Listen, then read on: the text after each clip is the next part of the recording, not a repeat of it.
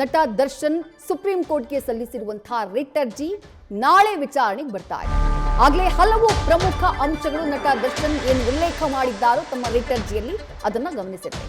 ಮತ್ತೊಂದು ಪ್ರಮುಖ ಅಂಶ ಕುಟುಂಬಸ್ಥರ ಬಗ್ಗೆ ಅವರು ಮಾಡಿರುವಂತಹ ಉಲ್ಲೇಖ.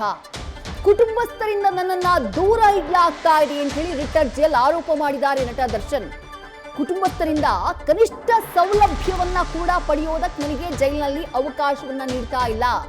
ಕುಟುಂಬಸ್ಥರ ಜೊತೆಗೆ ಮಾತುಕತೆಗೂ ಕೂಡ ಅಧಿಕಾರಿಗಳು ಅವಕಾಶ ನೀಡ್ತಾ ಇಲ್ಲ.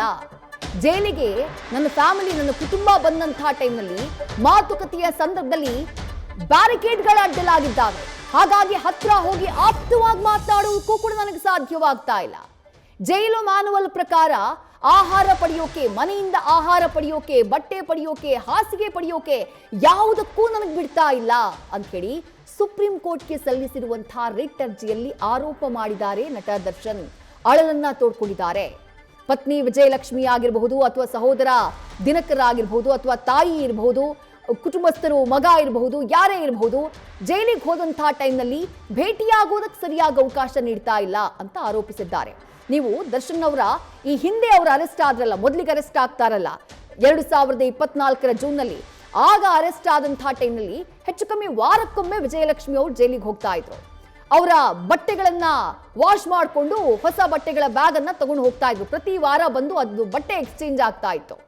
ಅವ್ರು ಬಳ್ಳಾರಿಗೆ ಅವರನ್ನ ಶಿಫ್ಟ್ ಮಾಡಿದಂತಹ ಸಂದರ್ಭದಲ್ಲೂ ವಿಜಯಲಕ್ಷ್ಮಿ ಅವರು ಇಲ್ಲಿಂದ ಬಳ್ಳಾರಿಗೆ ಹೋಗಿ ಆ ಸಹಾಯವನ್ನ ಅಥವಾ ಅದೊಂದು ಹೆಲ್ಪ್ ಅನ್ನ ಮಾಡ್ತಾ ಇದ್ರು ನಟ ದರ್ಶನ್ ಅವರಿಗೆ. ಅವ್ರಿಗೆ ಕಷ್ಟ ಆಗಬಾರ್ದು ಜೈಲಿನಲ್ಲಿ ಅನ್ನುವಂಥ ಕಾರಣಕ್ಕಾಗಿ. ಆದ್ರೆ ಎರಡನೇ ಸಲ ಈಗ ಜೈಲಿಗೆ ಹೋಗಿದಾರಲ್ಲ, ಸುಪ್ರೀಂ ಕೋರ್ಟ್ ಬಹಳ ಸ್ಟ್ರಿಕ್ಟ್ ಆಗಿ ಹೇಳಿದೆ, ನೋ ರಾಜಾತಿಥ್ಯ ಅಂತ ಹೇಳಿ. ಜೈಲಿನಲ್ಲಿರುವಂಥ ಕೈದಿಗಳು ಅವರೇ ಅವ್ರ ಬಟ್ಟೆನ ಒಗಿಬೇಕು. ಅಲ್ಲಿ ಮ್ಯಾನುವಲ್ ಆಗಿ ಏನು ಅವರಿಗೆ ಅವಕಾಶಗಳಿದೆಯೋ, ಏನು ಸೌಲಭ್ಯಗಳಿದೆಯೋ ಆ ಮ್ಯಾನುವಲ್ ನಲ್ಲಿ, ಜೈಲು ಮ್ಯಾನುವಲ್ ನಲ್ಲಿ ಅದಷ್ಟನ್ನು ಮಾತ್ರ ಪಡೆಯೋದಕ್ಕೆ ಅವ್ರಿಗೆ ಅವಕಾಶ. ಅದನ್ನ ಬಿಟ್ಟು ಬೇರೆ ಯಾವುದೇ ಎಕ್ಸ್ಟ್ರಾ ಸೇವೆಗಳು, ಎಕ್ಸ್ಟ್ರಾ ಫೆಸಿಲಿಟಿಯನ್ನ ಯಾವುದೇ ಕಾರಣಕ್ಕೂ ನೀಡಬಾರ್ದು ಅಂತ ಹೇಳಿ ಬಹಳ ಸ್ಪಷ್ಟವಾಗಿ ಹೇಳ್ತು ಸುಪ್ರೀಂ ಕೋರ್ಟ್. ಹಾಗಾಗಿ ನಟ ದರ್ಶನ್ ಅವರು ಅದನ್ನೂ ಉಲ್ಲೇಖ ಮಾಡಿದ್ದಾರೆ. ಒಂದು, ನನ್ನ ಕುಟುಂಬಸ್ಥರನ್ನ ಭೇಟಿಯಾಗೋದಕ್ಕೆ ಅವಕಾಶ ಕೊಡ್ತಾ ಇಲ್ಲ.